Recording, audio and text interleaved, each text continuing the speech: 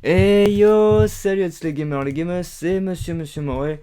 Aujourd'hui, pour une nouvelle vidéo sur Call of Duty Black Ops 3. Seulement combine encore une fois un HVK30, encore une fois, comme la vidéo que je vous ai proposée il y a quelques jours sur la chaîne Monsieur Moret. Donc concernant cette vidéo, rapidement, elle va être postée sur les deux chaînes pour l'instant, c'est-à-dire Chronique Criminelle, ma nouvelle chaîne dont je vous ai parlé qui sera dans la description et que je vous invite à aller rejoindre en masse. Donc pour l'instant vous êtes une vingtaine déjà à avoir rejoint, ça me fait plaisir. Et sur la chaîne Monsieur Moret, le temps que les gens fassent le transfert d'une chaîne à une autre. Parce ils n'ont pas tous vu ma chaîne ou ma vidéo pardon où je disais que je changeais de chaîne. Bref, cela étant dit, donc aujourd'hui, nouvelle affaire criminelle, nouvel épisode. Donc on va parler de quel criminel dans cet épisode d'affaires criminelles. On va parler de Armin Mayways. Donc qui est Armin Mayways? Donc c'est un homme qui est né en 1961, donc un homme allemand. C'est le second fils donc d'une famille assez aisée, une famille assez riche. Il va vivre seul avec sa mère dans la ferme familiale. En fait, c'est une ferme qui fait à peu près 50 pièces. Donc c'est vraiment une très grande ferme. Sa mère, donc au niveau de son caractère, elle est assez autoritaire. Lui, donc Mayways, pardon, il est assez solitaire, introverti. Voilà, il reste un peu dans son coin. Et à l'école, il est perçu par ses camarades comme quelqu'un d'assez étrange et de malsain. Petit à petit, donc en grandissant vers l'adolescence et le début donc de sa vie adulte, il va découvrir son homosexualité et c'est donc ça dérange personne qu'il soit homosexuel, mais le fait qui dérange c'est qu'après donc il va aussi découvrir des fantasmes donc sexuels qui seront des fantasmes sadomasochistes, pardon. Donc je le dis tellement pas souvent que je bug quand je le dis. Donc sadomasochiste, c'est quoi? C'est le fait, c'est comme du bondage en fait, c'est le fait de faire du mal à son partenaire ou que le partenaire se fasse du mal ou se faire mal tout seul. Voilà, donc c'est ça. Et donc il est passionné d'informatique. Donc c'est un génie en informatique, c'est aussi son métier, c'est un ingénieur en informatique. Et donc, en étant jeune, il va passer de longues heures devant son ordinateur. Et dès qu'Internet va arriver, donc il va en profiter donc, pour faire des recherches et notamment rentrer donc, sur le web interdit, le deep web, donc, qui est pas facile d'accès et où je ne vous conseille pas d'aller traîner si vous voulez déjà dormir le soir. Parce qu'il n'y a pas que des beaux trucs. De toute façon, il n'y a presque rien de beau sur le Deep Web. Hein. Pour ceux qui connaissent pas ce que c'est le Deep Web, c'est un peu voilà, c'est le Dark Web en gros. C'est où vous pouvez retrouver des forums, des lieux de rencontre entre, comment dire, cannibales, sadomaso, pédophiles, etc. Donc voilà, je vous invite à ne pas aller traîner là-dessus, même si vous y arrivez. De toute façon, pour entrer dans le deep web, c'est pas en tapant ça sur Google que vous allez y arriver. Voilà.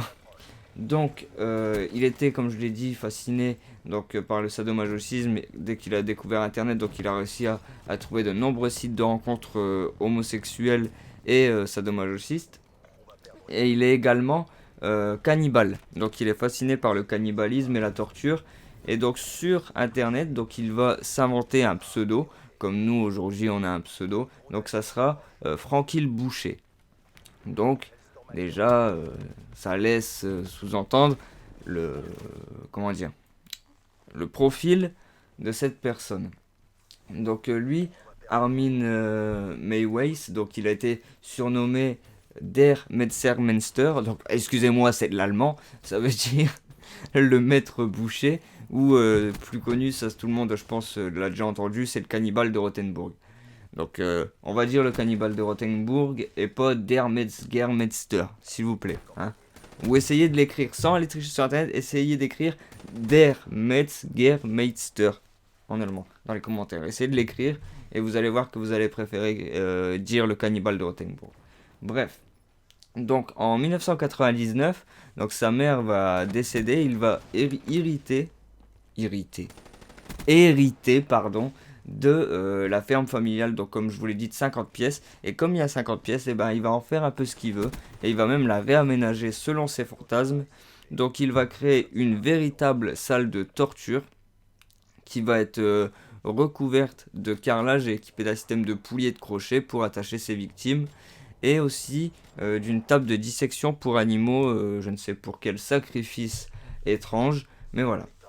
Donc en ce qui concerne ces meurtres, donc ça se passe en 2001.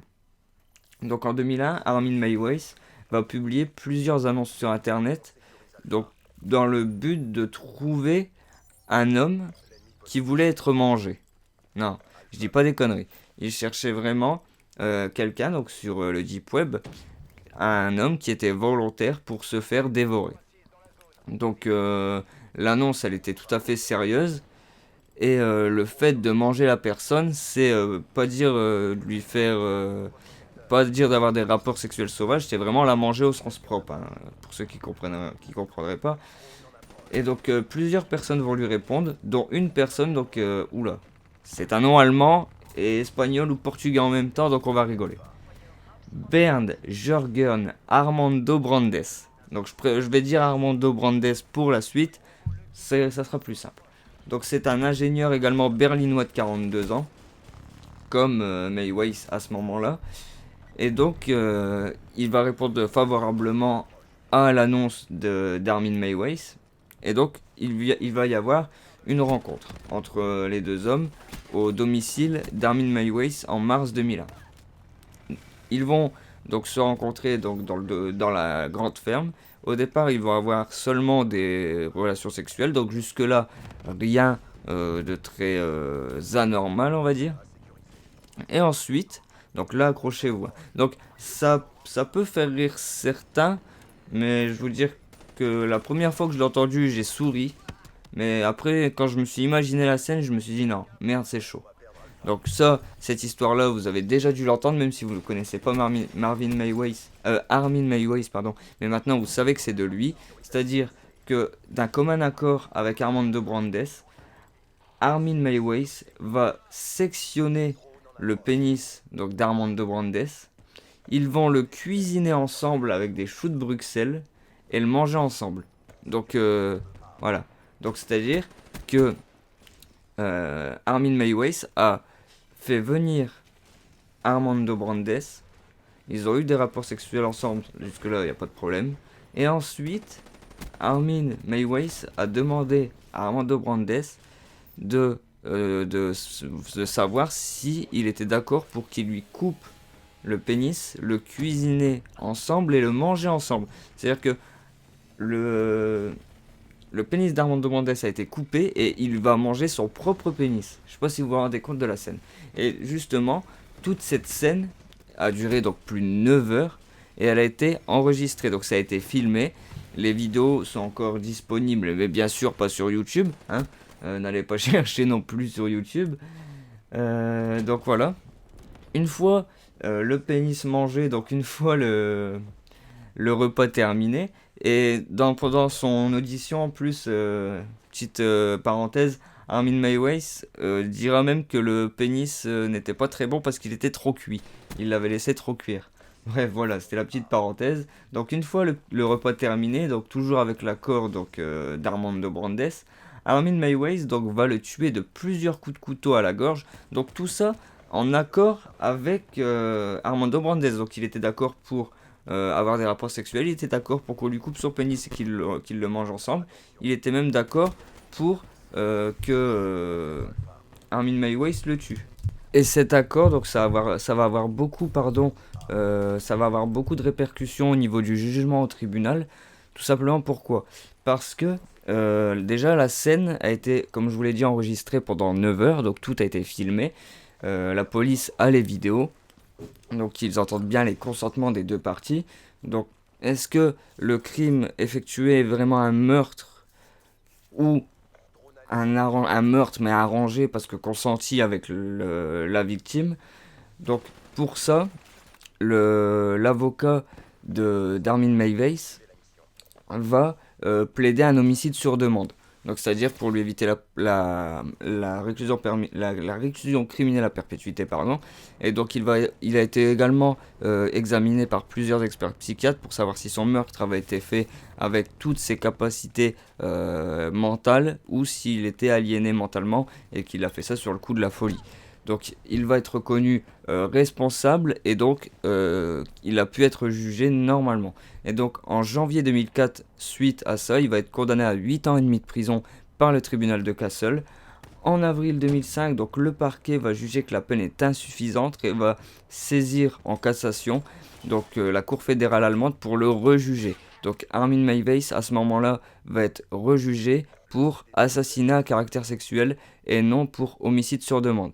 Le procès donc va s'ouvrir le 12 janvier et la perpétuité donc est demandée bien sûr par l'accusation. Le 9 mai 2006, le tribunal de grande instance de Francfort va condamner Armin Meiwes à la réclusion criminelle à perpétuité. Et en fin 2007, donc en prison, il va même déclarer quelque chose d'assez étrange, c'est qu'il déclare maintenant être végétarien, mais qu'il garde quand même un bon souvenir intense et positif de sa victime, donc, dont il avait gardé 30 kilos de viande dans son congélateur. En tout cas, c'est ce qui a été découvert par les policiers. Et voilà.